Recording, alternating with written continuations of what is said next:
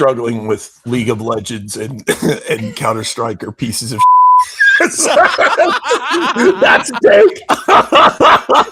Super Mario, overrated.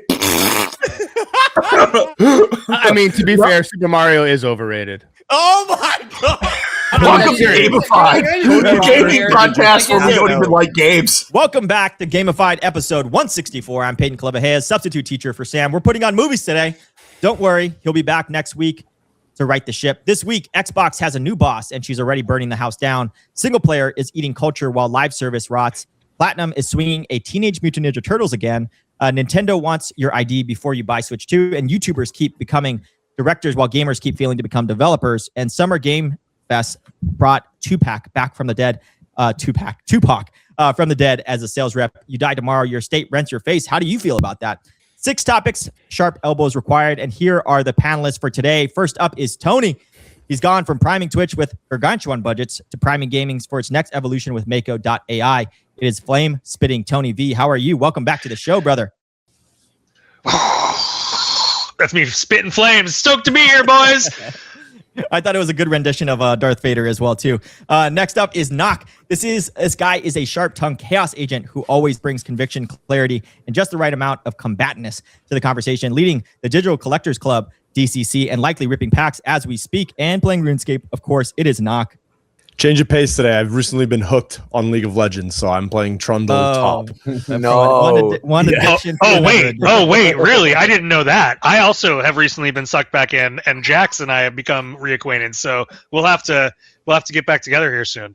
Pause on the sucking in. All right, next up is Oliver. Up next is an NBA reporter who covered Kings of Hardwood before commanding the high seas of NFTs as the head of BD at OpenSea. Call of Duty commander with a catalog of clutch plays in Web3. It's time to release the Kraken from OpenSea. It is Oliver Big Truck Maroney. How are you, big dog? Thanks for having me. Thanks for having the truck back. I appreciate being here, and hopefully I don't take up too much space, you know? Yeah, we got the sounds to back it up here soon. Next up is Chris Heatherly. He spent 14 years working at Disney, and now he's here to spill the tea. He might be middle-aged, but don't let that fool you. He's more of a Zoomer than all of us. It's Chris Heatherly. I'm a big fan of Tupac too. He's my favorite rapper after Joy Z. Good one, Chris. You know, reading these scripts are hard, and I made them. So.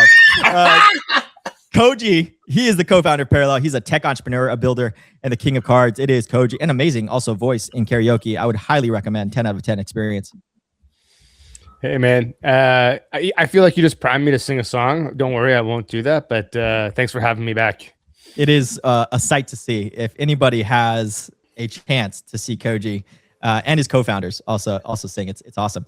Wills, last but not least, and up next, the champion of indie games, bellowing from the rooftops about the next big thing. Excuse me, under $10? Question mark from GameCred. It is Wills. And behind the scenes, we got Lems and holding it down always in production. Appreciate you with the lizard Lems. All right. Topic number 1, though, is Asha, Xbox's savior or its worst enemy. We're playing boardroom here. Asha has been running Xbox now for a month. In that month, she pulled the Halo Campaign Evolved trailer from Sony's State of Play at the last minute, reportedly damaging a relationship Phil Spencer spent years building, and the footage still shipped with captured on PlayStation 5 Pro. You can see it on the screen here, and branding on it. And then she flat out canceled the finished Gears of War E-Day PS5 port, rebuilding the exclusivity wall Spencer spent 2 years tearing down. Employees are surprised. Retailers are confused. Layoffs are coming. So the question is, you sit on Xbox's board right now, right? Back her or fire her. No wait and see. Bold leadership ripping the Band-Aid off of failed multi-platform experience, or flailing between whatever sounds good in the room to just mix things up. Pick a side and defend it. Answer first, then around the horn. So we're going to go with around the horn first, just the kind of boardroom type of style. Just do one word, Tony, what you would kind of say to her on your boardroom. Tony, Knock, Oliver, Chris, Koji, Wills, and then we'll go to the panel. Excellent. More. Keep going. I back her. She's my girl. Let's go. I'm just giving a silent thumbs up here because you said one word, but yeah, Chris took some of your words, so you're just giving the hand signal. How about you, Wills? Hold. Oh, okay. I like that one. I'm going to see what that goes first. We'll go to Knock, Chris, Chris, Oliver, Koji, then Wills.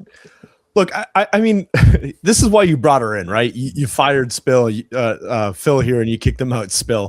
You fired him and you kicked him out of the job and the role because he wasn't doing a good enough job for it. I think the idea that Asha should bend the knee to PlayStation, who also recently announced a bunch of exclusive games. They sort of took the first strike here in this exclusivity war coming back into play.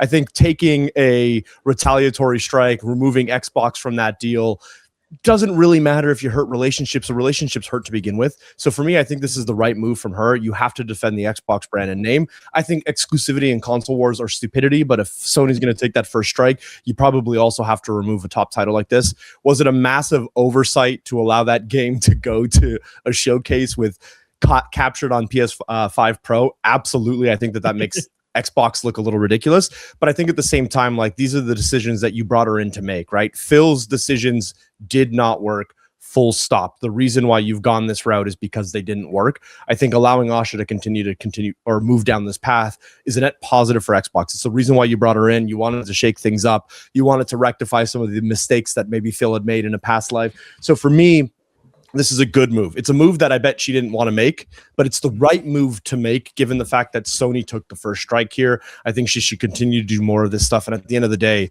she's building for Xbox. So build for Xbox first. Yeah, I feel like the Xbox fans are saying they're ready to get hurt again. You know what I mean? So, and that's a good step in the right direction. How about you, Chris? You said you're going to back her. Yeah, she's come in. She's made some quick determinations. I think her assessment of the situation seems pretty right on. She seems to be taking good advice.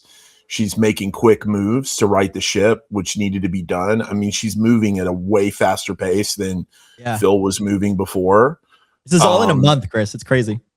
Yeah, I mean, look, also, you know, if you listen to a lot of the commentary, like, Phil's getting thrown under the bus, right? I mean, like Satya did a was it some panel or some interview the other day up on stage at a keynote or something, and he was saying, like, yeah, we spent $250 billion on Xbox and we've only lost money, and you can't lose money forever, you have to make money.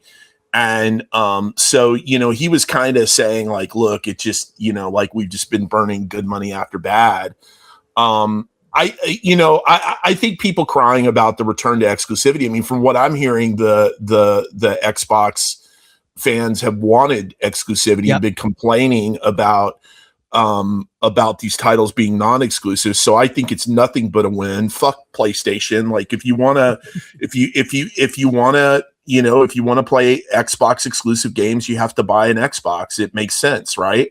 I mean, look, it's either they decide that the Xbox ecosystem is something that they're going to continue and build into the future, or they write it off and just decide that it's a collection of game studios. And I think they're deciding definitively that they want it to be more than just a collection of game studios. So I think she's making absolutely the right moves. You know, there's a lot of damage that she has to undo, and she's going to have to make a lot of tough moves. I also think at some point we should talk about kind of some of the things Matthew Ball has been saying about where the future is going, but I'll stop there for now. Gotcha. What about you, Oliver? You back in the dump truck Uber Phil as well, or what?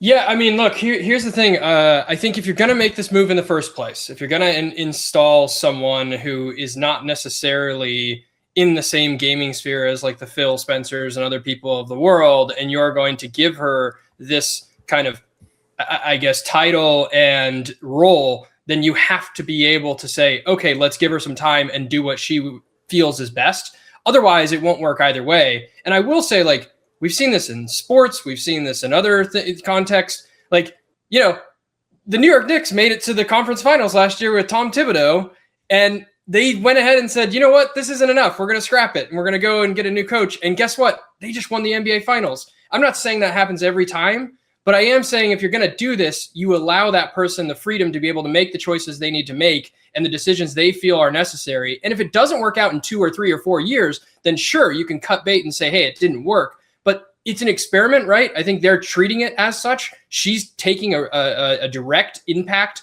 right away on what she thinks is the best vision forward. And I like that. You want conviction from whoever your leader is. And if you need to cut bait quickly and move on, so be it. I do think culturally too, if you just think about how long Xbox has been in this kind of weird kind of medium well sort of role over the last 10 or so years, kind of cruising or coasting, I would say, I think they needed something to change. Like, whether it's good or bad, I think this is worth a shot, and you have to give her that autonomy to be able to make these decisions. Yeah, absolutely. I also just like her, like, I guess, temperance to other people. She just does not give a crap. Like, I feel like she also is not coming with all this political like baggage that a lot of other like founders that are in the gaming industry like maybe have with like prior relationships. She's just coming in and just being like, I'm just going to do what's best for the company. Koji, and then we'll end with Will's.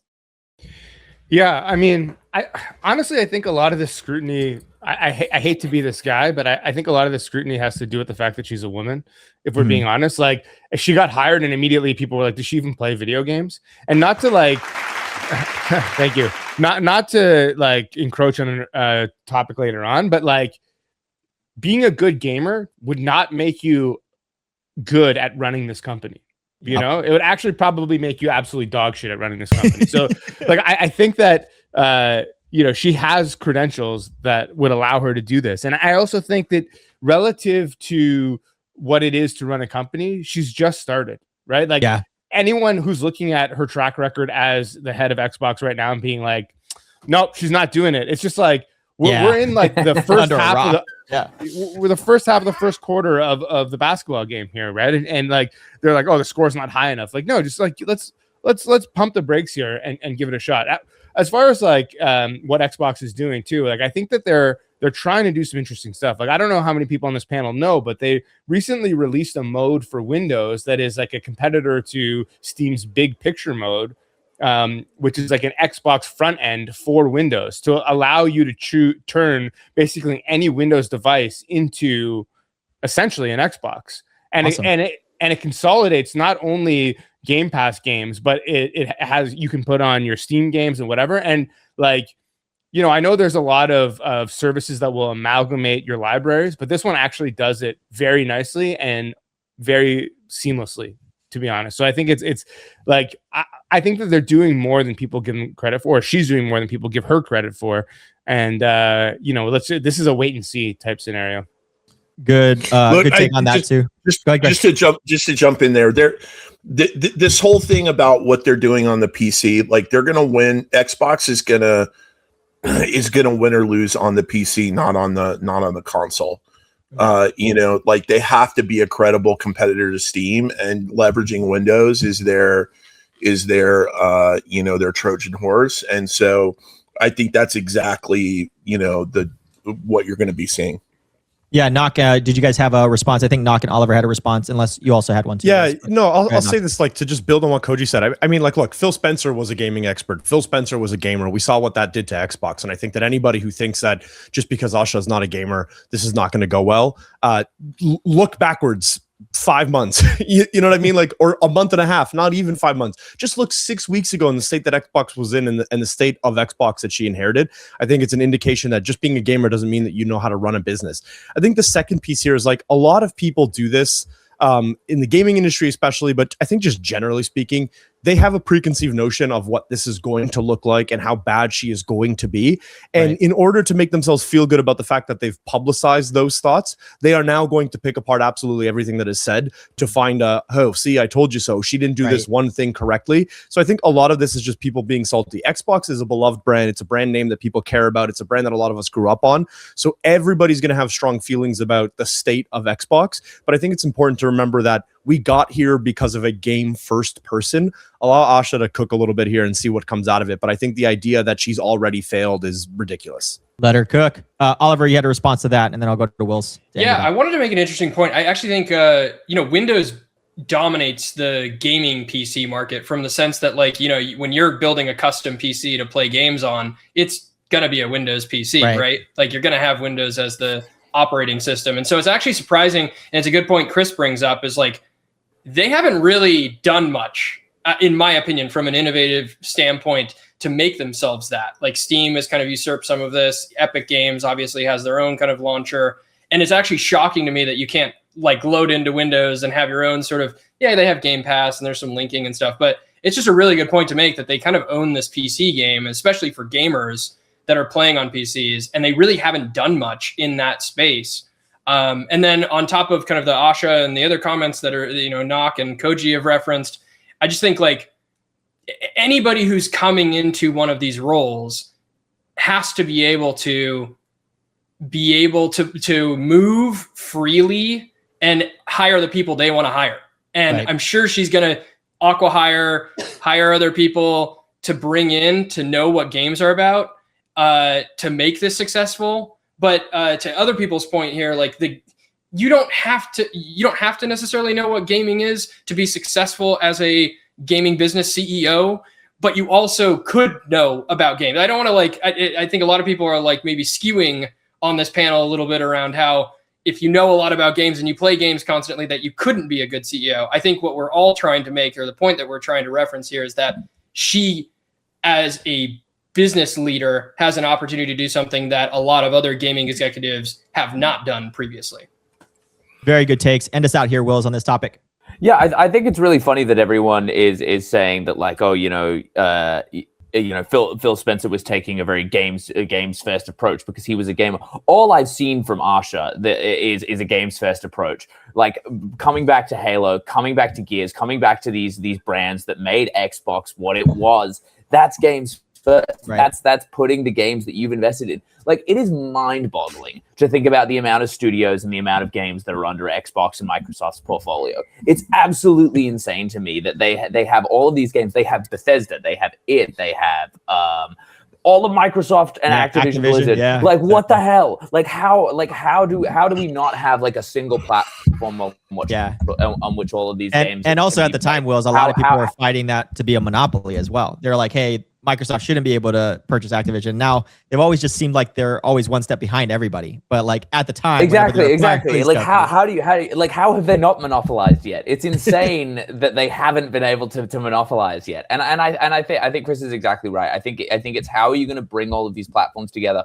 on PC through a unified platform that is a major competitor to Steam. I think that's the play. Yeah. I think that's how you really get people interested, and you get people loyal to Xbox once again. And then the appeal for the Xbox console becomes the same as the appeal for the GameCube, which is strong. It's how do I take all of these games that I can play on my PC at home, and how do I bring those to my living room? That's a reason to buy an Xbox, and especially when you compound that with the hundreds of exclusives that they've got. If you think that the GameCube isn't a stupid idea, then you also can use that same logic to prove that Xbox, if they operate correctly, can have a really, really strong future. And that's what I think Asha is pushing towards, and that's why I think we're seeing the reinforcement of hardware, the reinforcement of exclusives, all of these things to compound those effects to build Xbox into a truly great platform, because they've got all the tools and they are finally starting to use them. Yeah, good points all around, Will. That's a mic drop for me as well. All around in terms of IP as well as hardware, as well as distribution for Windows as software too. Just they have the trifecta there. All right, let's move on to topic number 2 though. Single player is the new prestige format. Changed my mind here. So TV used to be cheaper cousin to cinema, right? The prestige television happened, Breaking Bad, Game of Thrones, Severance, Shogun, and the cultural energy shifted to the small screen. Gaming is doing the same exact thing here. Baldur's Gate 3, Dispatch, 007, God of War Ragnarok, Hogwarts Legacy, Last of Us Part 2. Water cooler like moments that are kind of snapshots that all of like kind of the culture comes behind, especially the gaming culture. But meanwhile, in the live service graveyard grows. Concord died in 2 weeks. Suicide cratered. Remember that one, Knock? Babylon's Fall shut down after 1 year. Destiny 2 is winding down. Marathon underperforming. Arc Raiders now kind of dropping off, not even a year after their launch. Single player is a new prestige format. This is my take, right? The shift already happened. Prestige migrated from live service to authored, story-driven experiences, just like it migrated from film to TV. Live service is the new direct-to-video of gaming. Cheap, formulaic, abandoned. Name one live service game launched since 2024 that broke through. I'll wait. You can change my mind, but answer first, then around the horn here. So we'll go to, I think, we'll go with you, Wills. We'll do a snake draft here. We'll go Wills, Tony, then Oliver. So what's the around the horn? What am I listing? You don't have to list it. You could just go ahead and just say it here in terms of just like change my mind on this topic, right? Oh yeah, I think that single player walking simulators can be just as sloppy as any other game, and I think that they're a weak attempt to appeal to cinema fans. Nice. How about you, Tony? I think that I don't think I can convince you, because I agree that the growing graveyard of live services games is ever growing. If I were going to play devil's advocate, I would say that the game that I played so much that I can't remember the name of was a really good example. You were extracting from a zone. It was post-apocalyptic. Arc Raiders? That's like Arc Raiders. 100 games. Thank you. It was so good you couldn't remember the name. Yeah, so good I couldn't remember the name. But it feels like everyone was playing Arc Raiders for like 2 or 3 months, and so it achieved, and they like made it through like a live service cycle. Like they went through one round of updates or whatever, and so like I don't know how many people are playing that game now, but it feels like people are still buying it and playing it. So like as an example of a live service game that's still kicking and did well, I think that's an example. But I look at like any of the other ones that you just referenced and as the opposite. But yeah, I think that the idea that people are going to start gravitating away from these business models wrapped in entertainment, I think is powerful. You hear me talk a lot about the value of live service and microtransactions. I haven't been on this in a while, but I think that players do want to be absorbed in a universe, and they do want to continue to enjoy a game after the 40 hours or 80 hours of $60 gameplay that they get. And so I think there's a lot of value in finding ways to allow people to continue to spend money to fuel the creation of your universe. And I think that the pendulum has swung like way too far in that field. And like the idea, I think Marvel Rivals was kind of like jumping the shark as an example, right? Like you paid for everything in that game, and there were a lot of like really interesting live services things that they did that I thought could have been that I thought could have been like real sticky and interesting if they weren't gated beyond money. So things like unlocking your comic books, unlocking more lore through like if that was purely gameplay driven and not financialized. I think that there is a lot of value to that kind of world building and world expansion. And I think that the reason we're seeing it fail with new games as much as we are is because people are trying to extract before adding any value, which is wild considering where a lot of us came from and met. But I think a lot of these live services games are trying to make it so someone would want to pay $5 for a comic book about an IP that they don't care about or understand. Where in reality, if that was just a piece of gameplay and interesting content that was wrapped in something that looked like something that would otherwise be live service and charged, it would probably be really compelling and interesting and make the single player or multiplayer single time pay experience much better and generate more sales and yada yada yada. All that to say, I think that is where we're going to swing. I don't believe that people. I still believe that people desperately want for their $60 100-hour experience to be able to continue past that 100 hours and would be willing to pay for that. And I think the pendulum has to swing back the other way, and the developers have to stop trying to charge for stuff that isn't meaningful and instead just bake that into the game. Well, I also think that there's like a pendulum shifting more towards like friend slot type of games, right? Like more quicker to ship type of products that's like you buy at kind of for the weekend and you do it. I know that Knock has talked about this. Yeah. Right. Exactly on that side of things. And it's still multiplayer, but it's kind of to some degree live service if you think about it from like the publisher standpoint. Wills, you're flashing at me. Go ahead, Wills. Yeah. No, sorry. I think it's really interesting to talk about how like play sessions have shifted and how people are approaching games, because I think the whole live service, I don't even know what to call it, renaissance that we experienced sort of from 2020 to 2024. Of all of these games pumping massive amounts of hours, people spending hundreds of times playing games when people were stuck at home for days and days and days. And you could sink 100 hours into a game in a week, and that would be the game that you and if you had content to play every 2 weeks, you would just keep playing that game because that's all you had to do.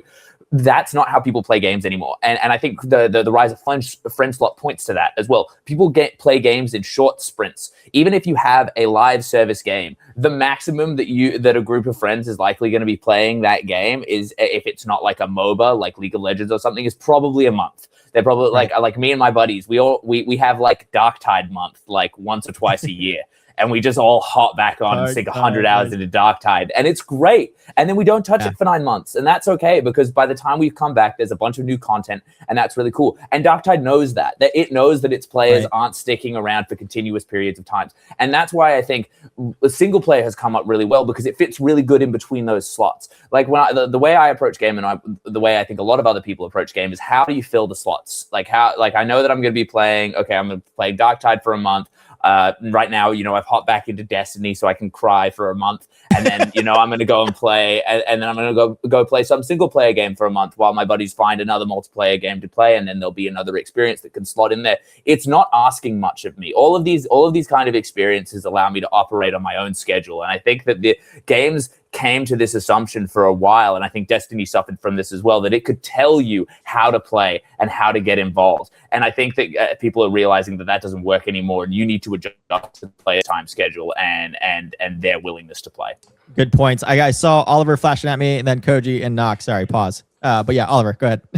Yeah, I think pendulum is the great way to put it. Like, live service games had this huge burst onto the scene. I feel like 2018, 2019, 2020, building up into COVID, as Will's mentioned, people wanting to play with their friends and not being able to otherwise, not inside of a home together, but actually online.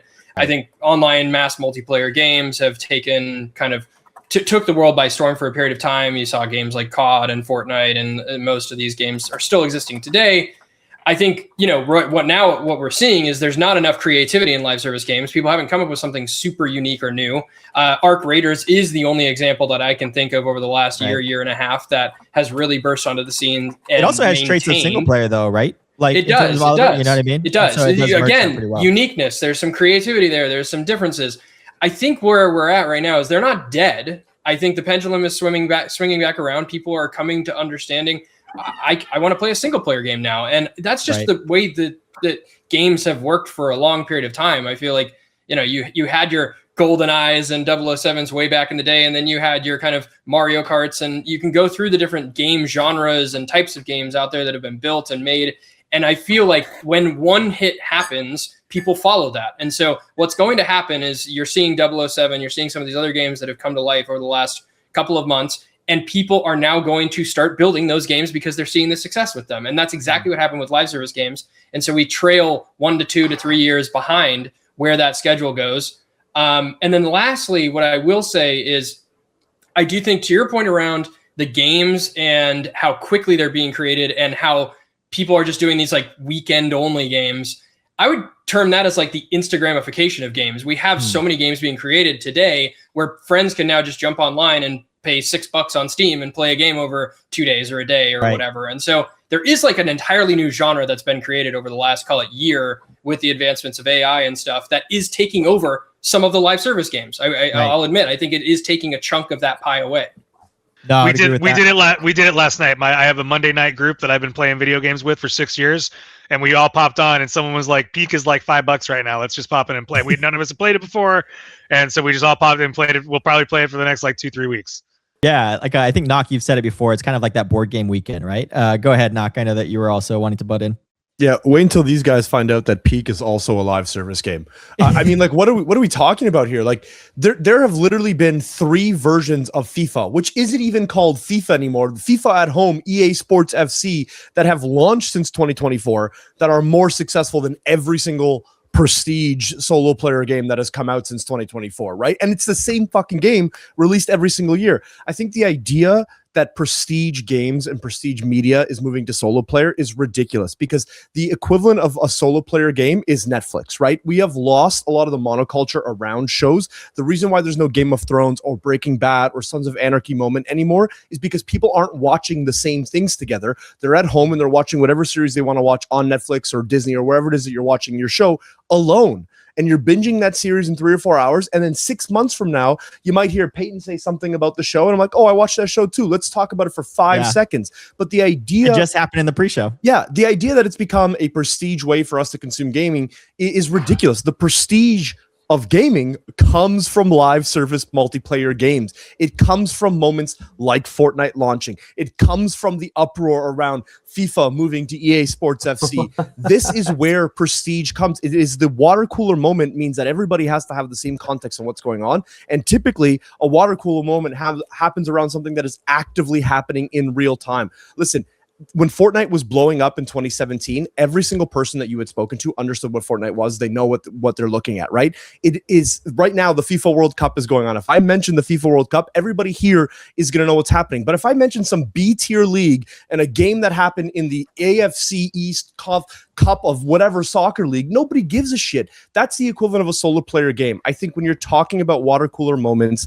the moment has to be homogenous. It has to be create this experience where everybody experiences the same thing at the same time. That cannot happen with solo player titles. Wills is jumping out of his chair, but Wills, I have to go to Chris and then Koji, and then I'll let you end with it, buddy. Go ahead, Chris. I mean, there's a lot of good comments here. I think the fundamental thing that's changed is just the price value equation, right?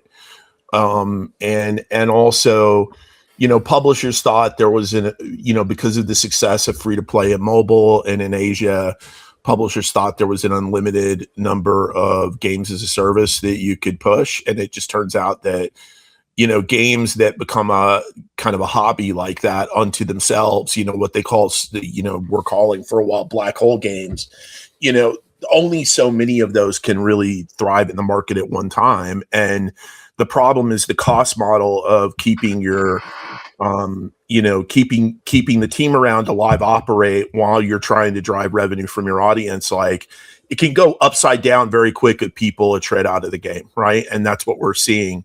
And so, you know, maybe AI or things like that will make, you know, more live service games with smaller audiences possible, but or feasible, but that model kind of broke. I also think back to the price value thing, like, people just are not playing most of these games. They're not playing to the end of most of these games, right? And so, and people are realizing, you know, just that there is a lot of free content out there. People are much more price sensitive right now, you know, in general because of inflation. So, you know, I think the reason that people are liking or kind of gravitating to these single player games is that they know what they're getting into, right? It's like, I'm going to pay my $60. I'm going to get a story. I'm going to pay it for a certain amount of time. And yeah, $60 is a lot of money, but I know what I'm getting into, and I'm not kind of buying into like a new habit to, you know, a new drug addiction or something where I need to keep feeding the people all the time. You know what I mean? Yeah, there is an end in sight. This is what I think is holding the live service model back. Yeah, it's a good point here. Knock is screaming at me. I know Wills is also screaming at me here. But we'll go with Knock. Just a second. You said you give it back to a second. I'm going to give you for a second. Yeah, real quick. The question was, is single player the new prestige format? And the answer is absolutely unequivocally no. Right? Like, you talk about a game like The Witcher 3, and your answer is that was a great game. Right? But if you talk about League of Legends, which is older, you say that is a great game. And no, you don't. No one says that. No one has ever said League of Legends is a great game. The prestige format. No one has ever said that. The thing here is that when there's a single player game that you played 10 years ago, you talk about it in past tense because you're no longer playing that title. But when you're talking about a multiplayer game, you are talking about it in current tense because you are actively playing that title. Finish him. I had to hit him with the shut the fuck up because he's not wrong in a certain regard, but like, you look at the list of games that people are playing right now and how many of them came out in the last year or 2 years or even 3 years, man. Right. Like, yes, you can talk about FIFA, but to your point, it's just a remake. Like, it's not even, it's like Counter-Strike 2. You know what I'm saying? Like, what we're talking about here is just like, here's the same shit again. It's not another But here's game, the thing. right? If one game spans a decade and hundreds of single player games, you know, burst onto the scene, capture the spotlight, and then fade into obscurity, isn't the game that has been a constant over the course of the decade the prestige game?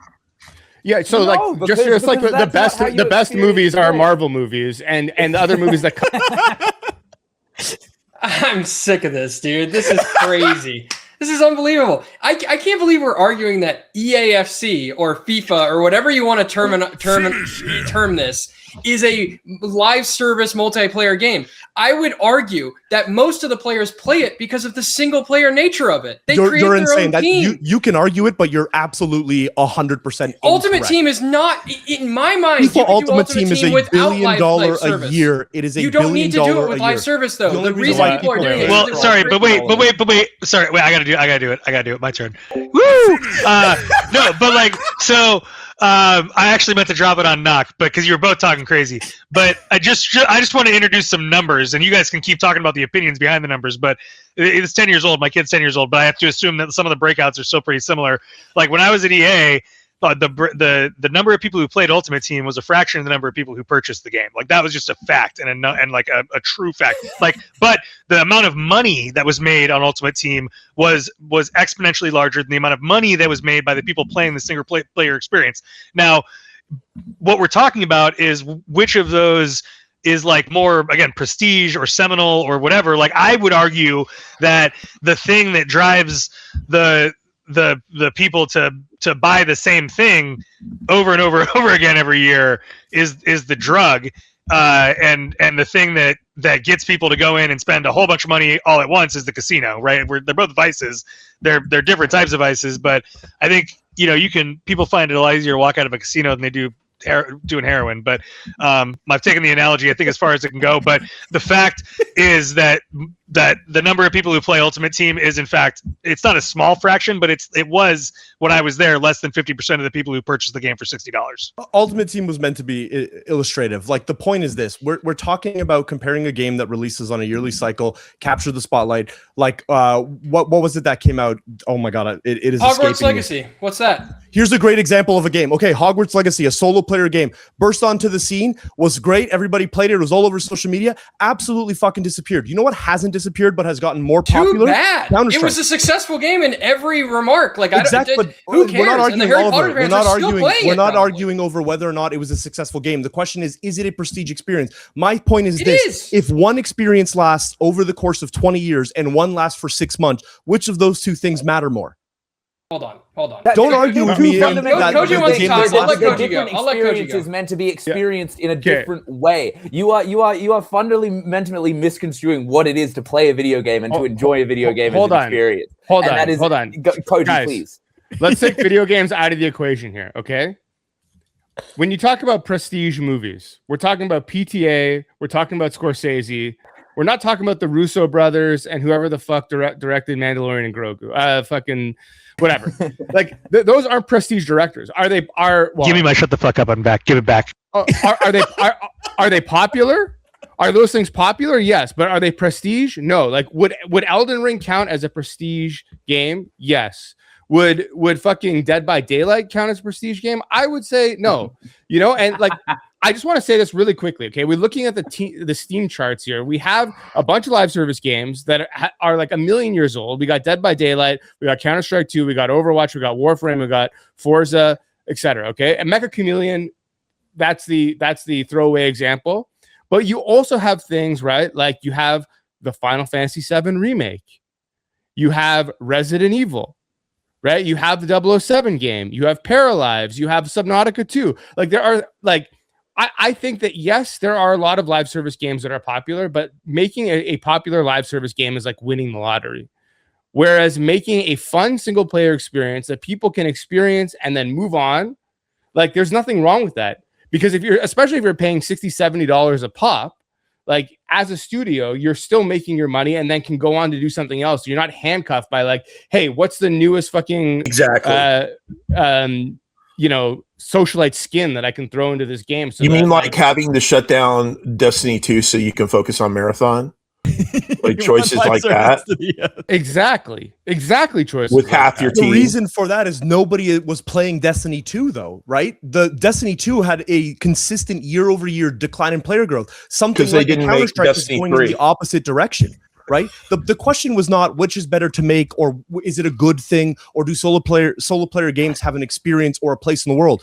Koji, in an effort to illustrate that they are the prestige version of gaming, listed 5 games that are 20-year-old multiplayer titles that will remain on that list a year from now when we have this conversation, but those solo player titles will not be there. To me, that signals that doesn't make them those prestige. Prestige experiences. Are Spider-Man movies prestige movies? Because they'll be making Spider-Man movies until my child dies, but those movies will all be terrible. I would argue that Expedition 33 is a prestige game. Does anyone? I would agree. Dispute that? I would agree with that. So here's a prestige game. If you're going to argue with me, like Will's, I know Will's is being a little tongue in cheek, saying things like Counter-Strike or Dota 2 or League are slop. That is intentionally ignorant. There's no way that he actually believes that thing to be By true. the way, he said that in chat, and Knock is bringing it up because he's so. I do. I'll say it here now. Those games are slop. There's no way that you actually like wholeheartedly believe that. But I would argue that Counter-Strike 2 is probably the single best. I believe. I would argue. Title. So here's what I will say. I would argue that they are bottom of the barrel gaming experiences, and that is exactly why they are offered to you for free, because they are dog shit. And I think that the live service games can make money because, like look at Arc Raiders, for example. That's a live service. That's a live service game that was able to charge the $40 up front, and they got all of the play.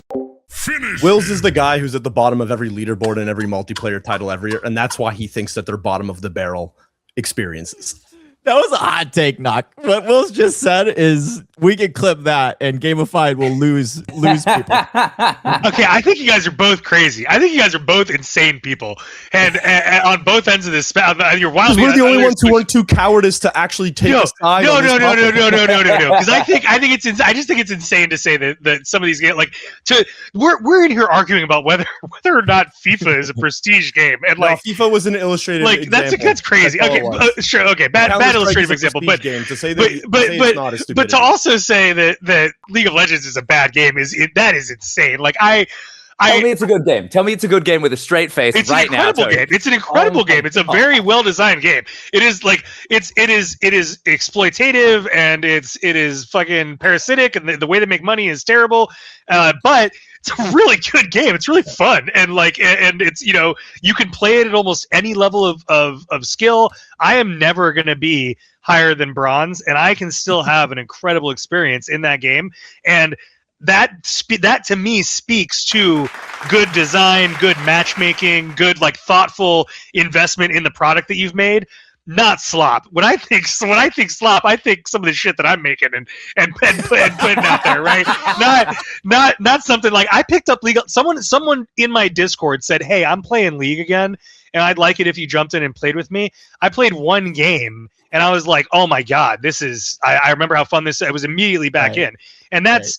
And then I went and looked through my account. Last time I bought a cosmetic was in 2012, and so I was like, "That literally." It's funny that we're having this conversation. I messaged someone earlier. I was like, "This is gonna be a good conversation," because I actually do believe that the way that games should be made and the things that we should be doing to make fun games and the games that should be rewarded are all the things that are not the thing I just said about League of Legends. And I can say that, and Chris was absolutely right. I think it's the reason that only a few of these can exist at any given time.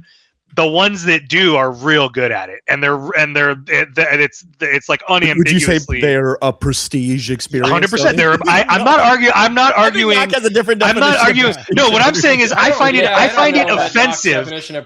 But I find it offensive. I'm baffled by this. I find it offensive that you put some of the other folks in there with League. Is my point. I actually find it a little offensive that you put Counter-Strike in there. To be honest with you, I feel like Counter-Strike benefits greatly from being first and not actually from being because I also in person spent a million years in Counter-Strike in college. I go back and try to play it now, and I feel like Will Ferrell. What do I do with my hands? Anyway, I'll stop talking now. That was my Tony. Real quick, gauge. We need a rate. The funny part about this. Do you think Halo is a prestige game? Do you think XY? I need to understand where people are because this is the spectrums. That was literally the first thing I typed in the place. chat. What does prestige mean? And we never got an answer, and now we're here. Well, we got it. Lem's in the back. We got a little Jamie in the back. He hit us with a noun. Go ahead, Chris. Oh, sorry, Koji, you were saying something, and then we can. No. It's okay. I was just gonna say that to Tony that like of all those games, I feel like Counter-Strike has the most prestige, even though you just shout on it. But anyway, go ahead, Chris. Yeah, I'm struggling with League of Legends and and Counter-Strike are pieces of shit. That's a take. Super Mario overrated. I mean, to be fair, Super Mario is overrated. Oh my god! Welcome to Gamified. The gaming podcast where we don't even like games. Look, I love platformers, but the new Super Mario games are overrated. Too easy. Yeah, what I was going to say is I think that the other problem that live service games are going to have is that they're kind of a you guys keep bringing up Fortnite, and I think they're kind of a pre-UGC concept too, right? Because when you have all of these UGC platforms that are like, oh, here's a new thing to play this weekend. Here's a new thing to play this weekend. You know, like that model, I think is going to fight against live service where you're playing the exact same game every single weekend. So you've got lower cost, shorter indies and UGC titles being pushed on Roblox and UFN versus live service for that kind of like, call it more snackable end of the market. I'm still laughing. Yeah, I'm sure Nock would agree that RuneScape is the most premier, most prestigious. Any other P? Yeah, any other P? I thought it was like Pokemon Yellow. Yeah, anything. I wouldn't put past anybody right now, Oliver, to shut down a game that should be on the prestige list. All right. Speaking of Mario, we are moving past Teenage Mutant Ninja Turtles. That was too much of a fun segment. I couldn't stop it. But we're gonna move to get to the $3 million sale for Mario Brothers in the next 5 years. We're gonna do an over under on this one. So sealed Mario Brothers just sold for $3 million. A Superman comic fetched $6 million. Grading companies are minting money right now. It's crazy. Influencers are treating sealed games like crypto, which is something that we know very well. But every bubble looks invincible until it pops. Baseball cards crashed in the 90s. Beanie Babies cratered. Pokemon had its correction. The people on this panel own sealed games, graded comics, rare cards, NFTs. So here's a question built for you. Boomers hold peak dollar value now, but their buyer pool is shrinking. So Gen X and millennials are riding the inheritance wave toward the next premium ceiling. And Gen Z compresses the nostalgia cycle to roughly 5 years. Fortnite today, forgotten tomorrow. Treating nostalgia as a content format, not a collectible asset. Tony's already flashing at me. Let me finish the question, Tony.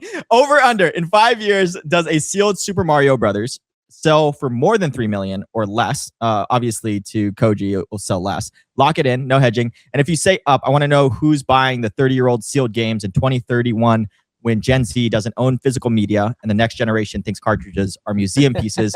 Answer first, then around the horn here. Actually, screw the around the horn because we already messed that up anyways. Tony, go ahead. I don't want to destroy the vibes. Tony, Oliver, and Koji, because they were flashing at me, then Nock. Down. Nock could not be more wrong. Are we going around the horn or am I saying why?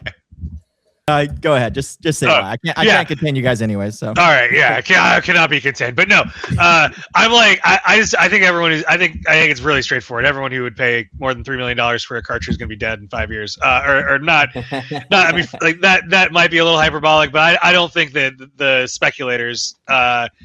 I think that they'll agree that the horizon on that investment is going to be pretty short, given all the reasons you just said about the generation behind. Like Hazel couldn't care about these things that we're talking about. Like I don't think any of her friends do. Really? You know, yeah. I'm getting a lot of downvotes from the older folks on the panel that would probably buy one of these things in 5 years if they could. And so maybe that's the counterpoint because they're not going to be dead. Chris and Oliver are going to be around for a while. But I can't see like Elon Musk waking up one day and being like, I need this, right? And I think that I don't mean you, Oliver and Chris, but I think that the type of people that would generally invest, like have the money to buy something like this, and our collectors are now viewing purchases like this, I think is like I don't want to say tawdry, but like distasteful maybe. Like it's like not the thing to go spend the money on or collect, right? It's just not I don't see when I watch, because I watch like Whatnot and I watch these streams. And I have some people that sell stuff on them. It feels like it's back to the thing that we were talking about. Even collectibles feel like they're becoming more disposable, and it's more about like the thing that I can collect and see a return on pretty quickly. And this, like the people who are involved in that economy now are less, I'm going to hold on to my baseball cards for 40 years, half because I love them and half because I trade them, and more I'm buying this thing as an asset that I'm going to sell. And that to me feels very temporary. I might have recency bias because I came out of an industry that proved that this kind of thing could be incredibly temporary. Gotcha. We'll go to Koji, and then we'll go to Oliver, the one spamming the downvotes after that. Yeah. So here's the thing. I got to disagree with Tony here, only because there are certain things, like what's on the screen right now is a perfect example. Okay. Action Comics #1 existed basically before, I want to say, all of us, or at least most of us, were born. Right. And the price at which it is selling for has continued to go up since its inception, basically. Right. And I think that like there are certain historical milestones that will exist as collectibles whose value will continue to rise, and I think we've seen that throughout history. Like, I don't want to equate this to like the great, the great artists or something like that, but I do think that there are going to be some artifacts that are going to continue to appreciate in value because of their historical significance, not just because of the nostalgia factor, because we're way past the nostalgia factor on Action Comics #1, right? And we're getting a little bit too far away from even Super Mario Brothers 1. But I think that like, because it was like, arguably the first at-home hit game, it's the kind of thing that will continue to go up in price. Action Comics #1 is the kind of thing that will continue to go up in price because Superman will exist probably forever at this point. Whether or not the entire collectibles market sees a crash, I'm with you. I don't think that I think the Pokemon bubble is going to burst again soon. Sorry, Knock. I think that some of the other graded collectibles, like I've seen people now starting to grade their 4Ks and Blu-rays, and I'm like, that's the dumbest thing I've ever seen in my life. And I love those things. I love them. But like, it's just getting out of hand. But I do think that there are always going to be certain things that mark milestones in history that are going to continue to grow in value. And I think that like the two that we see on screen are a great example. Right. Some would say that the Mario cartridge is prestige. Oliver. I would say it's prestige. Just kidding. No, I would say, okay, there's like Koji hit on it pretty well, actually. First and foremost, there's always going to be a place or an area where collectibles lives because they act as a store of value for very wealthy people, and they can be passed down very easily physically to someone else. And I think when you're talking about these sort of collectibles that we have here, there are not that many of them, especially if they're graded. And so I do think that they're going to continue to rise in value because there's not enough of them. To everyone's point here, the collectibles market may burst at some point in time, like Pokemon cards, things like that. But I actually think most collectibles that are not graded in abundance, like a Pokemon or whatever, even Pokemon to a degree, look, we have to remember, this is more of a gambling culture than ever before. Yeah. Kids are ripping packs. They're like every person I know has some affiliation to something that is happening with a randomized pack opening box, loot box, video game. It's everywhere. You can't stop it unless there was a bunch of laws for it. So that's another reason I think collectibles continue to rise, is because I just think it's going to be that way culturally for a very long time. I don't think that's leaving anytime soon. The two last points, proliferation of IP, I think like Mario and some of these like IP that is out there today continues to build upon itself and make it more storied and more of a historic moment, to Koji's point. And so this video game specifically, also for the Gen Zers, they're like, oh, I just watched the Mario movie. That's the first ever Mario game. That's sick. There is a connection that is being tied to these things, like it or not. Right. And then I guess last but not least, and I know I'm way over time here, is that there's a bunch of influencers that are 20 to 25 to 30 to 35 that are talking about these things every freaking day. Logan Paul is ripping packs. There is no stopping that. And there are enough kids in the world that are going to watch those people and view them and look up to them and be like, I want to be collecting those things. And so this won't stop. I just truly believe that we're not stopping anytime soon. Right. And I think there is like even a funny clip of like Kai Cenat with Kevin Hart, and he was asking a whole bunch of kids that were sitting down, what would you rather be, like a very famous comedian or a streamer? And all the kids said streamer. And then Kevin Hart very funnily said, who wants to be a billionaire? And they raised his hand. But go ahead, Knock, and then we'll end with Chris. Yeah, it's funny. A lot of the collectibles conversations like come with a fundamental lack of like what an understanding of like what collecting is. Collecting is like literally one of the most core human experiences ever. Like humans were collecting things for literally millions of years. We've at least been trading valuable collectibles for like over 300,000 years, which is not an opinion of mine. That is an absolute fact. They're finding things like obsidian tools and lapis lazuli hundreds of thousands of kilometers away from where they come from. So for me, it is core to human beings and in our nature. I think one of the other things is like, look, if I give you a short history of the Pokemon bubble and every time the Pokemon bubble collapsed, well, then I would tell you that it collapsed in 2000. I would tell you it collapsed in 2003. I would tell you it collapsed again in 2007. I'll tell you it collapsed in 2012. It then collapsed in 2017. Then it collapsed shortly after COVID. And now it's going to collapse again in 2026. To me, that sounds like market cycles. That doesn't sound like a bubble collapse. That sounds like a drawback from previous ridiculous highs and an understanding of what the next stage of that market will look like and a steady climb upwards. The interesting thing about collectibles, especially when you look at an IP like Pokemon, which is one of the most well monetized IPs on the planet, is every generation brings in a new prospective buyer. One of the things that we talk about in crypto a lot is who is the marginal buyer. The marginal buyer are the millions of children ripping Pokemon packs today who will grow up to be a 25-year-old at some point in time who has a little bit of disposable income that would like to capture something from their time. And we're seeing this now with real market trends on what cards are popular within the Pokemon space.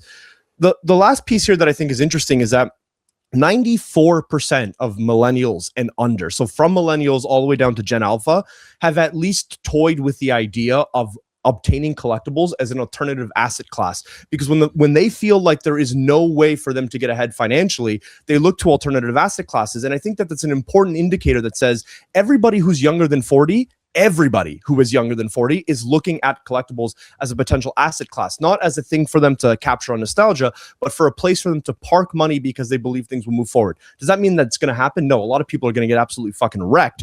But to Koji's point, like a lot of these things, especially the older things, are finite. They only have so many copies in existence. More copies will not exist. And there's always a new marginal buyer. Kids are going to watch the Mario movie. Kids are going to rip Pokemon packs. And in 20 years, they're going to play on the nostalgia of their childhood as well. I think people who say that this is a bubble fundamentally misunderstand what is happening with collectibles over the course of the last 30 or 40 years. Right. Not a bubble. It's more cycles. We'll end with you, Chris, and then we'll move on to the next topic. Since the dawn of time, man has collected. Since he was able to crawl out of a cave, Julius Caesar had a sick Pokemon collection and a rare Charizard. Now, the knock is exactly right. Look, if you look at the collectibles market, it's exploded over the last 20 years. It continues to explode. It has been, it's gaining more mind share as an asset class amongst the kind of the well-to-do investor set. You have, I think that will Super Mario go up in value? Of course it will, because there's a limited number of them, and Mario is one of the most famous, popular characters in the world who's never been more relevant. He's got $2 billion movies to, within 2 years of each other. He's got, theme parks that have been launched all over the world that are a massive draw. So he's going to be super relevant he's super relevant to Gen X, millennials, Gen Z, Gen Alpha. I don't see, Mario losing any steam over the next, several decades. Neither do I see that happening with Pokemon. I don't think that Dig Dug, for example, or list Atari 2600 title is going to be as collectible because that's entirely driven by nostalgia and not driven by IP. So I think there's a difference between whether you're talking about a nostalgic game title versus an IP, as we saw with Mortal Kombat. In theaters, like Mortal Kombat really didn't have enough of an audience to crush it in theaters. Same thing with He-Man, right? So some of these fandoms die off, and the collecting market with them. But I think for the big kind of multi-generational gaming IPs, it's only going to be bigger. It's only going to be bigger and bigger. Yeah, I agree too. And I think the passing of the torch is much easier to experience than digitally. I think also Pokemon, like if I give Jackson, who's never like really played much video games, like Pokemon like Red or Pokemon Yellow, like they will have the same experience that I did and Magic experience. You're trying to put your son to sleep, I guess, huh? Yeah, no, I'm not Michael Christine, Koji, where I have to put a whole bunch of like high animations in front of them to do it. But my son would consume anything I put in front of him when it comes to a video game. But we'll go to Knock and then Tony. Yeah, I'll just kind of tie in one really quick thing. Like you look at sports cards market, and I think one of the things that you repeatedly heard over the course of the decades is that once this player has been far enough removed from active playing time, the next generation of collectors won't want their cards because they won't know who they are. And that is just like objectively false, right? If you collect basketball cards today, a Fleer Michael Jordan rookie card is still the holy grail of holy grails within that collectibles ecosystem, regardless of whether or not you are 18 or 25 or 50, right? It is something that you know as one of the holy grails, you're going to chase to it. The other thing that's really interesting about collectibles like the Super Mario game or like Pokemon or like One Piece as an example, as a new asset class that's coming into the space, is that Pikachu's never going to tear his ACL, right? Charizard's never going to be a part of a double murder homicide, right? These things won't happen to these types of IPs. So there's also this built-in insulation from the types of risks that you see from like sports cards and other collectibles, right? There is a chance that something bad happens to an athlete that you own. That chance does not exist for the Super Mario Kart game or the Mario game that sold for $3 million. I think the idea that these things will fade because people are getting older is just stupidity, because you can't both argue that I'm going to take my kid to go watch this movie and nobody will care about this movie in 20 years. Those two things are in direct opposition of one another. I think it's just really stupid to look at a collectibles space and say, this is something that in 5 years' time will not continue to appreciate. Now, if the question was, will this be higher next year or in 2028? I think that there's a valid argument. But in 5 years, we'll be on the other side of whatever downturn in the market cycle we see next. I don't know, man. I kind of hear that Charizard is an asshole behind the scenes, and he's got like he's a wife Really beater. He's got a real drug problem. Luigi's an alcoholic. Mario Kart's fucked. 100%. Luigi, that's probably canon. I actually had nothing of real value to add beyond Chris. You mentioned a movie that released that didn't have a fan base to support it, and I didn't catch it. What was it? It's Mortal Kombat and something else. Mortal Kombat and He-Man. What? No, they didn't release a He-Man movie. They did. No, they released something called Masters of the Universe, which no one fucking knows because everyone grew up with He-Man. No one grew up with He-Man and the Masters of the Universe. Everyone grew up with He-Man. My dad was Cuban. He couldn't even say universe, right? All he could say was He-Man. Like that, they did. If they would have released it as He-Man and the Masters of the Universe, I would have felt great. But I feel like they shot that movie right in the knee and then told it to go run a race by calling it Masters of the Universe. I legit had to do multiple double takes when I saw the ads. I was like, that looks like a He-Man ad. And I consumed a lot of He-Man growing up. I consumed a lot of He-Man. Look, man, I love you, but that's not why that movie failed. He-Man was popular in like a 3-year window, and if you were watching cartoons in that 3-year window, you loved him. And then outside of that, nobody gave a shit, and that's why every other He-Man restart has failed. And I'm somebody who loves He-Man. I defend the Dolph Lundgren movie. I'll fucking watch him play that weird keyboard and like, have those like weird orc creatures. Anyway, whatever. It doesn't matter. but like there's not enough people who care about He-Man for it to work. Hey, I just want to let you know that the last time that a He-Man memorabilia set sold for any amount of money, it was $16,000 in 1982. Still a market for it. Yeah, still a market for it. Still a market for it. I was going to actually argue this case, which is it doesn't really matter. There is always a market for collectibles as long as there was an audience or is an audience in some way, shape, or form. And that's one thing. And last thing I will just say, this is topical to my kid more than anything else, but my kid's most valuable thing that he owns today is not like a cell phone. It's not a bike. It's not an iPad. It's not a laptop. It's not any of those things. You guys can all probably guess what it is. It's some Charizard from like 2 or 3 years ago that's worth like $1,200. It's like his savings account. And it's not actually his savings account. Let me be clear. But he treats what's going on there, buddy? No. He treats it as if that is his prized possession. That is the thing that he's not going to get rid of. He's going to let it sit there. He's going to give it to his kids or, his brother down the line or whatever. But that is what kids are doing. That is innately what kids are doing. And I would even say, like, a month ago, I went to a Fortnite streamer event with a guy. His name's Typical Gamer. He's a big Fortnite streamer, and he had hundreds of people there. And he was giving out, guess what? No, not like shirts or things like that. He was giving out signed cards. And do you realize like what we are doing culturally in every situation? I don't think this is going anywhere. I think people are only growing to gravitate towards it more, and it will be more common than it was even when we were kids growing up collecting Pokemon cards. As strange as it was at that time, it is not strange anymore, and it's just becoming more of a normal thing that people are used to. But that doesn't mean there's no bubbles, and that it doesn't mean no. It doesn't mean there's no bubble. Again, like I said, Nock mentioned it perfectly. It's like it goes through cycles, just like the stock market. Right. Yeah, asset prices will go up and down, and they'll correct, and then it'll grow long term. I went to Best Buy just the other day to get a birthday gift for my son, and on the fucking front of the Best Buy, they have a huge sign that says, "We are out of Pokemon cards." And then the other day, and then a couple days before that, I was in the grocery store and they have one of these Pokemon vending machines. Yep. And a guy comes in and he's like looking for something. He's like sweating, looking for something on the machine. That was dumb. And like they don't have whatever he has.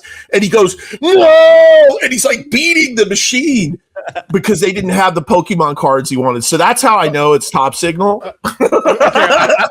I want you to know that I was at a bachelor party with a bunch of grown men, and the first thing they did was find the local card store and buy literally every Pokemon card in the store, and that is not a lie. And then I bought more when I came home. Can you confirm or deny, Koji? It is not the substitute teacher host.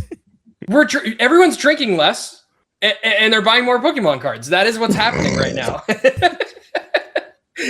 You can take the $1,000 you were going to spend on drinks at the now. Imagine if bar, you took that total money, you divvied it up 50-50, and you got $500 in booze and $500 in cards. That's a great night. That is a good night, actually, to be honest. All right, we are moving on to the next topic. This is the substitute teacher time, which is more movies and talking about more media as well too. So we're YouTubers making great movies and gamers making terrible games. But we can kind of take it any way that we want. But here, YouTuber already is full creative stack: writer, director, performer, editor. Right? For them, a feature film is a lateral move. A gamer is an end user, not a builder. Loving games is not making them. And game development is a massive technical pipeline with no equivalent on ramp. So we have a lot of people that just hit the box office, though. The Kane Parsons Backroom series became an A24 feature. Parsons became A24's youngest director ever. Kyle Edward Ball made Skinamarink, I hopefully say that right, for $15,000 and grossed over $2 million. But there are virtually no influencer to game developer success stories at scale. The question is, YouTubers make great movies because filmmaking is adjacent to what they already do. Gamers can't make great games because game developing is nothing like playing them. The skill transfer is one-directional. Name a single influencer who became a great developer at scale. You can't change my mind here or admit this asymmetry is real. Answer first and then around the horn. We'll go around the horn first here, Tony, and then we'll kick off with Tony, then Koji. Mascot horror games is going to be my topic of argument here. I'm going to give one word. It's Gwenshu. And I'll Gwenshu. expand on that. Okay, sounds good. Oliver. Dr. Disrespect. Chris. It's just a matter of time. Koji. I mean, I'll give a hyphenated word, which is false equivalency. Wills. Funding. All righty. We'll go to Tony, then Koji, and then we'll see who flashes at me next. I think this is just a false. I think that this is just like wrong. I think you're wrong, and I think there's going to be a bunch of arguments about why you're right, but you're wrong. Good take. Yeah, I play these games with my kid all the time, right? Like Poppy Playtime is I mean, it's not Scorsese, in terms of like the meat and potatoes, but actually the story is pretty like scary and deep, and there is a real story there. Anyway, the game's highly successful. It makes a shitload of money, and is made by two brothers that have a YouTube channel. I can't remember I interviewed with them at one point. Nice kids. Markiplier has a series that he works on. Matt Pat, the game theorist guys, they created Indigo Park. There's just a bunch of these out there that are examples of games that were made by influencers that are effectively gamers. And again, a lot of them are YouTubers, and they're using their channel to solve the distribution problem, which I think is a big part of the challenge that we're talking about. But the idea that there aren't just like people out there that like gaming that make successful games that millions and millions of people play and spend money on, I think is just like a flawed argument and not true. And I think that further with the advent of AI, it's only going to become more and more, not just possible, but likely, right? Like, these guys, again, I'm just going to keep using Poppy Playtime as an example. They're on their 5th release right now, and I think they sold like a couple 100,000 units of it, right? And they're going to release another one next year and sell a couple 100,000 units of it. And now that those guys have AI, they're going to be able to expand the Poppy Playtime universe, infinitely. Again, I just think that you can go literally go to YouTube and type in "I made a mascot horror game," and you will see these people making these things. And now that they'll be able to get them from what looks like a game jam game that they made over a weekend to something that is fully commercially viable with AI, I think we're just going to see a lot more of it. Great. I think there is a very good argument for like AI doing the reduction of cost to be able to create it, and the taste in which that gamers have built throughout their whole life can actually develop a game that is what's in their head onto a screen that people are actually able to play. Koji, then we'll go to Knock. Yeah, I actually think Tony's making the wrong point here. I do think it's a false equivalency, but I think it's the wrong point. Like, here's the thing: these guys have an audience, and they can sell shit to their audience, even if it's not great, right? Like, and I'm not commenting on the quality of their games. I also think that like it's possible that creators, like good creators, can make good games. I'm not saying that either. But what the false equivalency comes into play is like, we're talking about YouTubers here. So they are in a lot of cases writing, filming, producing, cutting, editing, all of their stuff, right? So what they are doing, it's almost like somebody who starts in commercials or music videos and then becomes a director. But this is the modern day version of that, right? Yeah. Where the false equivalency comes in is it's like, are YouTube viewers good directors? Because like the gamers are the end consumer. They're not the creator. Right. And I do think that there's going to be a generation of people who are raised on, your Roblox, your whatever, who are making experiences there, who can then make good games. Right. But like someone who is good at playing those games isn't necessarily going to be good at making the game. And I think that anyone with an audience can sell a thing for the most part. And that doesn't mean that thing isn't good. But like, as an example, okay, like Iron Lung did very well at the box office, considering there was no distribution for it. He distributed it himself and sold it to his audience. But like, it's definitely not on the level of, say, a Kane Parsons or a Curry Barker, right? Like, I think that like, and even as far as like movie quality, right? So like, I think that like certain people are going to be better at this. Wait, so are you talking about Iron Lung the movie or Iron Lung the game? The movie. Yeah, the thing that Markiplier did. Yeah. Well, I'm because now I'm comparing it to Backrooms and Obsession here. Sorry, I'm going long because we're talking about movies here. But sorry, I was genuinely I'm following and I'm curious. Yeah. Again, I just think that like the gamers are the end consumer, the same way that the viewers of YouTube are the end consumer, and you have to be doing even micro versions of the thing to be able to get good at it, right? So like, making content on YouTube is a perfect way to get good at making shorts, then making movies, etc. Right.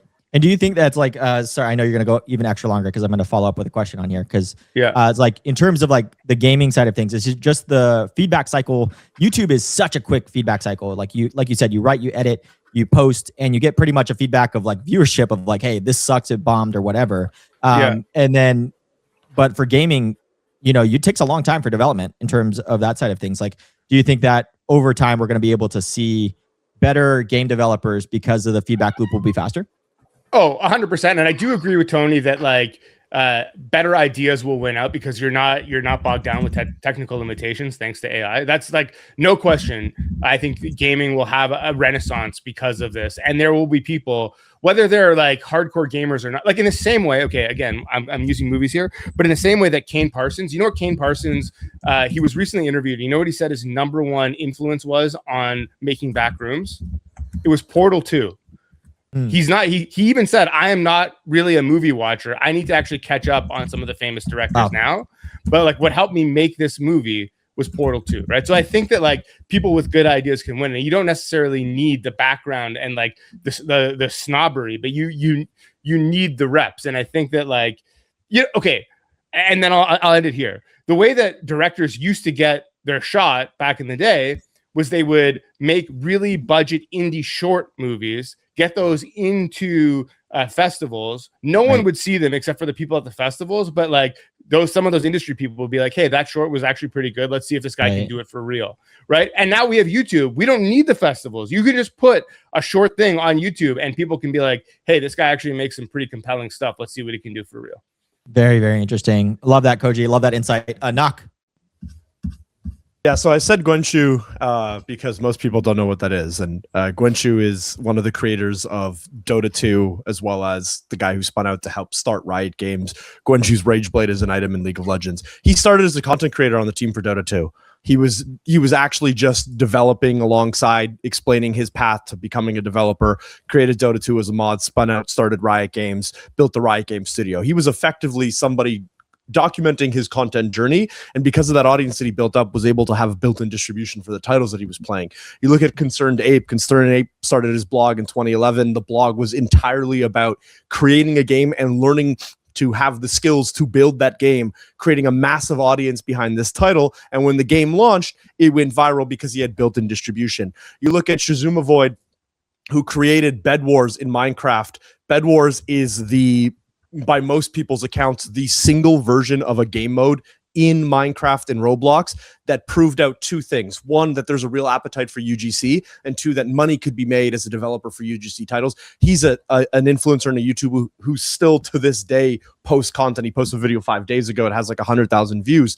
I think that we have seen dozens of examples of content creators launching games that turn into household names. I mean, like the entirety of the Roblox UGC explosion started with Bed Wars, right? And that came from a YouTube creator. So I think the idea that somebody who is a content creator cannot make video games because it's a different skill set, I understand the logic behind it, but the single most important piece of a successful game is distribution, full stop. And if you don't have it, your game, it doesn't matter if you've created the best game that's ever existed. Nobody's going to play it. It's not going to be successful. And I think when you look at content creators, they have built-in distribution. If they've been able to build an audience, if they've been able to build trust, they are at the very least going to earn the first download and the first play of that title from most of their audience. And from there, it's their job to have delivered a quality game that people want to play, but they're getting a head start in the sense that they have distribution built in. It is stupidity to think otherwise. And we're seeing this now play out with movies. You can be a director and not be a movie snob.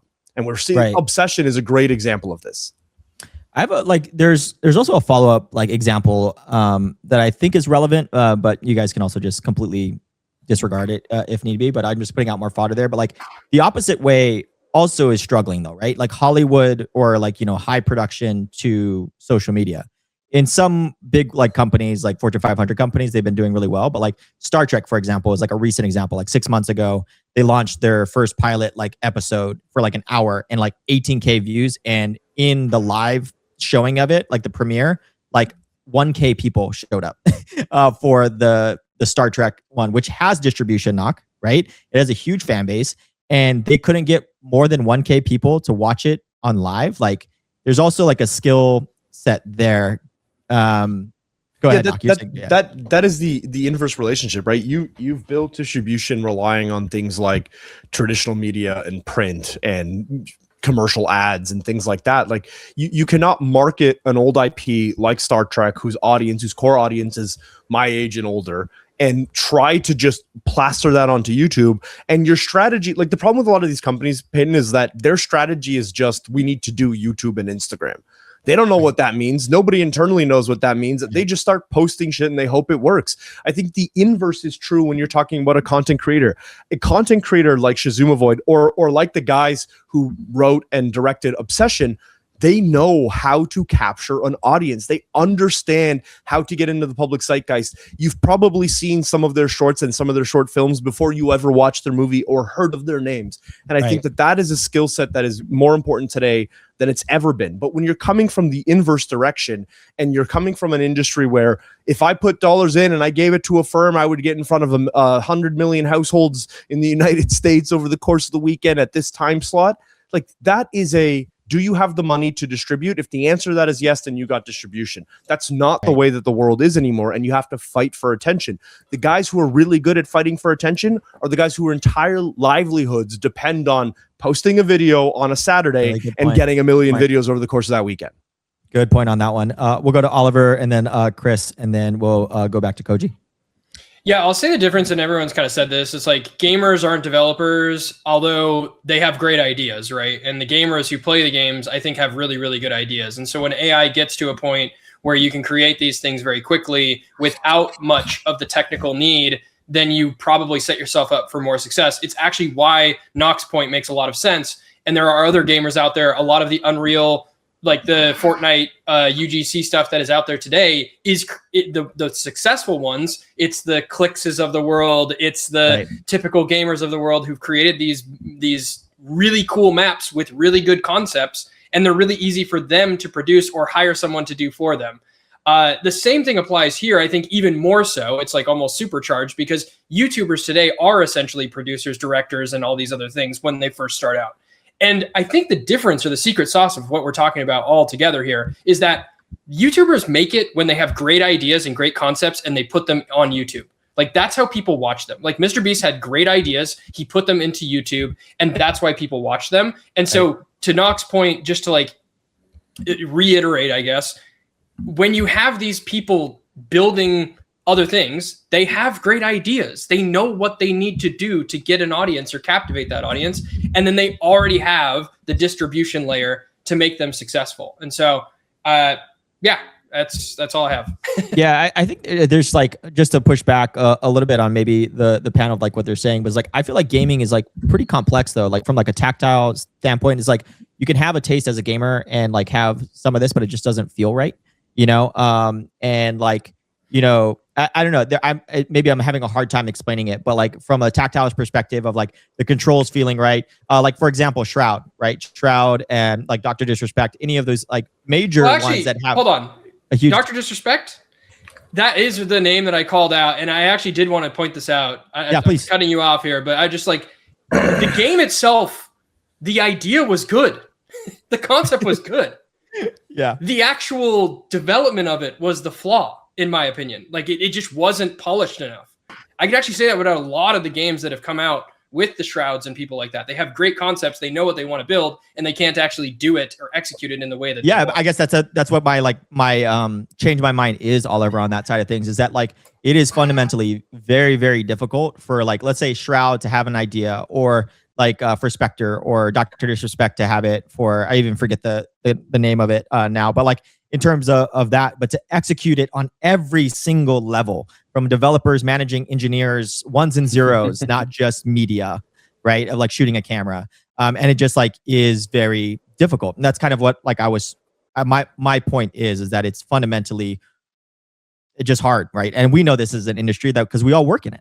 It's very hard to put it onto paper, I would say. Go ahead, Nock. You said that you want to expand, and then we'll go to Tony, then Koji. Yeah, look, I'll add a caveat, right? Like, okay, I know I use Gunshu as an example for League of Legends, but you know that game is now 15 years old. I think it's a little more developed than it was. But one of the big caveats here is that, like, you can't expect a guy like me who's never got in the trenches and actually properly built a game to understand things like the unknown unknowns of single changes, right? I'll give you a real life example. League of Legends right now is in a little bit of a crisis with its lane identity because of a change to a single item. They changed the way that Doran's shield, which is a starting item, works. And because of that small change to one item, you had ranged champions move into the top lane, which is normally a melee versus melee lane. Because that ranged champion moved into the top lane, you had a change on the way that people would play in the mid lane. And because mid lane changed to go more assassins and more roaming champs, it affected the champs that were chosen in the bottom lane. A single item was changed, and it literally shook the entire meta downstream because of an item that normally was only worn on melee champions in top lane, right? These are the types of things that a YouTuber is probably going to have a really hard time understanding. How do we make these changes? How does a small change here affect something downstream? I think it's incredibly important to understand that game development is a really complex process. For sure, that doesn't change the fact that gamers and YouTubers can have great ideas around the game. Execution is a completely different beast in and of itself. Wills, I see you flashing. You want to respond to Knock on that? Well, yeah, I think I wanted to respond to this idea because I think it's really interesting that you guys brought up the disrespect and the YouTubers looking to because the kind of YouTubers that are looking to make games and the kind of games that you described, like what was it? I think it was Midnight Society that Dr. Disrespect was making with his massive like multiplayer games and these kind of and these shooter games and these massive multiplayer FPSs that these people want to make are so much more complex than most people give them credit for. I think, you know, the crazy idea that there are gamers who are actually really interested in mechanics and how mechanics works, and they actually choose the games that they play based off of the mechanics that are in the games and how interesting and exciting those games are. And I think that like obviously this isn't like solving the problem, but a lot of like those are the kind of gamers that are going to make good games. The ones who are interested in how mechanics work and how they work instead of just getting to the top of some random leaderboard. If that's the kind of gamer you are, you're likely going to be pretty shit at making games. And I think that when we encourage players to get involved with mechanics and engage with unique ways of playing the game, and we have higher expectations of our players in what we present to them, and that it doesn't need to be super streamlined and super soft, and they can figure these things out. That's when we actually allow players to fall in love with these systems, and then those players can in fact become game developers who are. Finish him. All right, I'm gonna hit him with it just because here's the thing: no one says that a gamer can't be a good game developer, right? It's the same way that if anyone was like, it's not possible for somebody who makes legal tech to be able to make a good game, like they'd be crazy. Like anyone can, and I say that because that's where I came from. But like anyone can come from anywhere and potentially make a good game. But the question is more about: is there a funnel between great YouTubers and great movies and good gamers and great games? And I would argue that it's not there yet, right? Like you can look at, guys like the Filippo brothers and Fede Alvarez, and these are directors, by the way, like the guys who directed Talk to Me or the Evil Dead movies or Don't Breathe or Alien Romulus. These guys all came from YouTube, right? And I can't remember the brothers who did the original reboot of the Scream franchise, right? Like these guys came from YouTube. There's a whole bunch of direct one-to-one. Like here are guys that started on YouTube and now are blockbuster filmmakers, right? Like very, very successful on a regular basis. And I'm just saying that like that track, it just doesn't exist in gaming, right? Like you can point to specific examples. Like I'll give. Finish him. I've been wanting to do it forever. I had to do it. So, because I hear this a lot. I'm working in AI games and game development, and I go to a lot of things where I talk to people about people who are just game fans making games with AI, and I hear a lot of developers that are really good at their job, like Koji, say the things that Koji's saying, and it feels like and AI is just kind of like an afterthought, and like maybe that'll be the thing, but I see it as the exact pipeline that you're describing that the cheap camera was, and that the cheap photo editing or video editing software was. Like that is that. But give me an example. We've just started this AI journey. I gave you some examples of YouTubers that are doing it successfully that I think are. Finish him. Now I'll do it. I actually agree with the path that Tony was going down here, but let's be clear. His answer to there is no example of a clear pipeline today is, but it'll exist in the future, right? Like, I get it, and I agree with you, and I actually think Tony is spot on, and I think that that's probably the single best take of the entire segment, and I still had to give him the shut the fuck up card, because the argument was, it doesn't exist today, but it might in the future. Great take, actually, like, genuinely great take. Finish him. I just wanted to do it. That was all.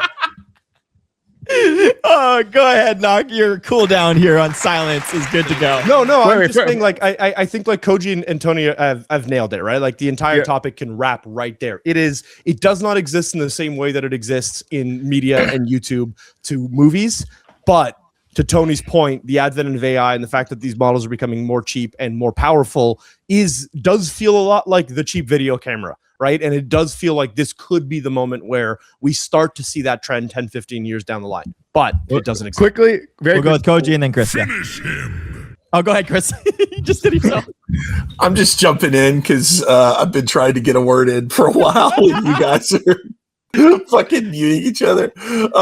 So yeah, I mean, I think there's influencers make money off of time, and games take a lot of time. And you know, if you want to create an IP, there's a shorter path to doing that through, Good point. you know, AI animation or, you know, video or something like that. And so I think that influencers have been interested in games clearly for a long time, but they lose interest and just don't have they just move at two different speeds, right? And so the more games move at the speed of, you know, get faster to make, the more it's going to fit into the influencer, you know, world. I think the other thing is that, you know, on the game side, like, game developers are usually terrible on camera, right?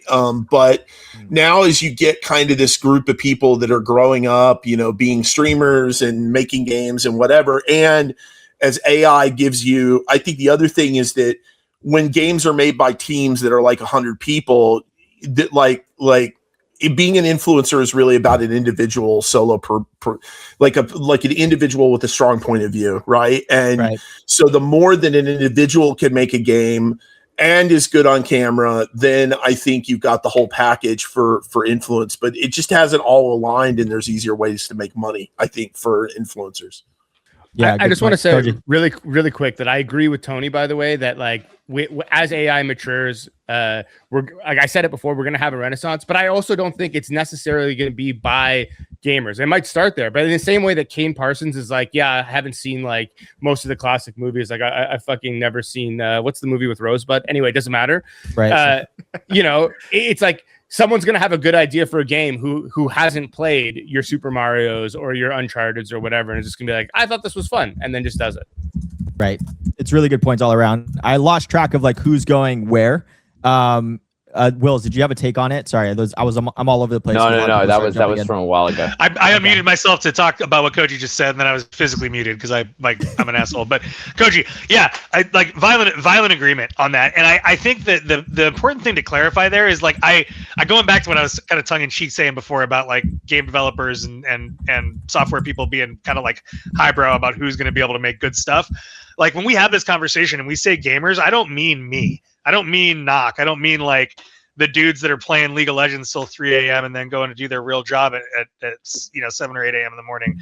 I mean, I really do mean like Hazel or like her friends that come over to my house after Hazel's my 10-year-old after school and spend 5 or 6 hours messing around with Roblox mods or whatever, right? Like I think that when I say gamers are going to make cool stuff, I really am applying the Shakespeare and the monkeys and the typewriter. Like I think it's a function of volume, and that there's just going to be so much made and so much iteration happening that normal people are going to make cool shit. In the same way that there's so much, like there's a lot of bad film being made with handy cams, right? And some of it isn't bad, and I think it's just going to be the same thing.